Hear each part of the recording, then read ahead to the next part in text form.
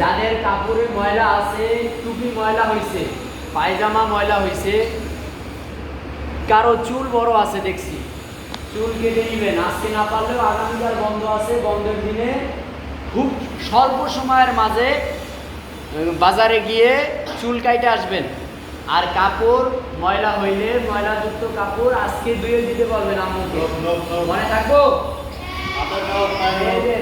মেয়েদের ভেজা, যাদের ময়লা হয়েছে, কাপড় ময়লা হয়েছে, মাদ্রাসার ড্রেস ধুয়ে দিবেন।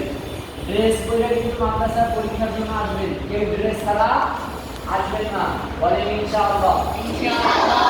যাদের নখ বড় হয়েছে, নখ কেটে ছোট রাখবেন, ছোট করবেন, মনে থাকো। নখ কেটে ছোট রাখবেন। পরীক্ষা কয়টা বাজে মঙ্গলবার দিন? 10টা। আসবেন 20 মিনিট আগে। কয় মিনিট আগে? 20 মিনিট। তার মানে 9টা 40-এ আসবেন। 9টা